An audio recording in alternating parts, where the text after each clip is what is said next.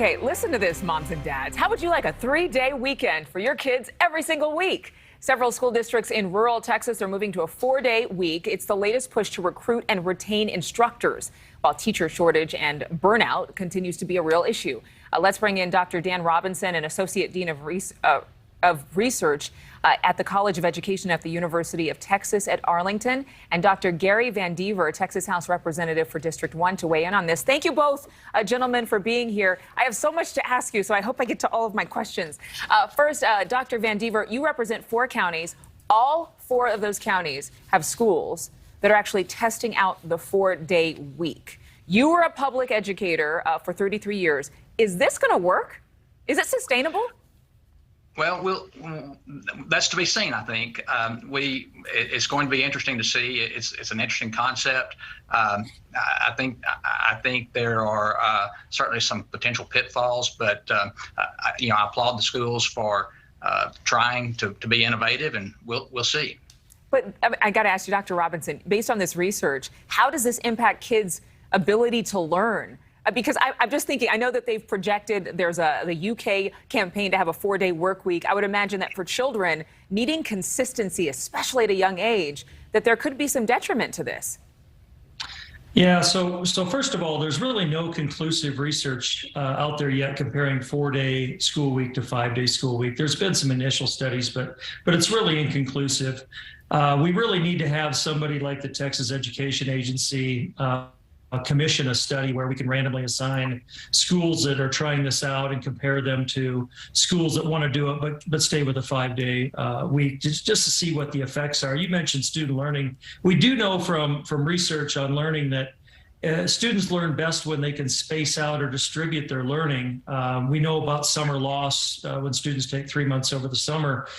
We know that students do best when they can space things out. So cramming 5 days worth of instruction into 4 days might not be optimal in terms of student learning. And I know this is in a large part, to attract more teachers who are still kind of getting through what they've been going through over the past couple of years. So Dr. VanDeaver, how will this affect parents? I mean, they would obviously have to change their work schedules, their child care schedules. Yeah, and I think that's a big question. The schools in my district that are doing this have gone through a process of public meetings and taking public input, and the board has done a lot of research on it with the local communities and gotten buy-in. Now, and there are different models. Some schools are actually having things on campus for students on that 5th day, on Friday in this case, and so it doesn't affect childcare. Some are not. And so again, we believe in local control, and this is certainly a local control opportunity, I think. And again, the schools, at least the 4 schools in my district, have done their homework locally. It's just a matter of seeing how it works out. And what has been the response? Have you had people say, parents say, oh, we love this, teachers say, we absolutely love this, kids say, yay, we got a 3-day weekend? It's a mixed bag, and of course school is starting in a couple of weeks. We'll see, when it actually goes into practice, we'll see what the reaction is. But there are some who really believe it's going to be a good thing. Some, as I am, a bit skeptical as an educator. I agree that cramming 5 days into 4 just doesn't seem to be the right solution coming out of COVID and knowing what we're experiencing. But again, I'm not, I do want to let them control their schools, and especially if they've done their homework, and they seem to have done that in this case. And so we'll see. Well, there is certainly a case for, and I've kept in touch with my first grade teacher for over 40 years now. She's been teaching and then she retired, but I know her very well. And she says, we really need to get back to giving a tailored instruction process to different schools, different communities, because every child is different. Every neighborhood is different. We can't have this cookie cutter approach to education anymore. I know we're out of time, but Dr. Robinson, really, really quickly, do you think it's helpful for teachers? Yes or no?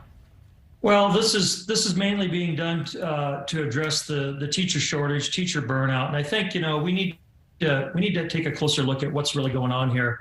I mean, I don't think this is going to solve the problem of teacher burnout. Obviously, it might be an incentive where they only have 4 stressful days instead of 5. But, we've had teacher shortages before the pandemic, and the pandemic has only, enlightened us to the fact that it's a really serious situation. So I hope that we continue to look at what's going on.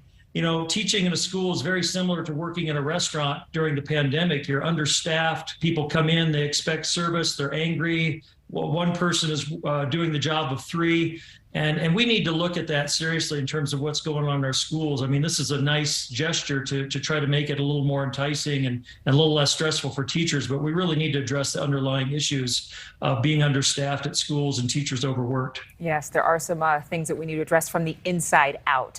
Thank you to both of you. We'll be right back. Thank you for watching. Go to newsnationnow.com to find NewsNation on your television provider. And don't forget to click the red subscribe button below to get more of NewsNation's fact-driven, unbiased coverage.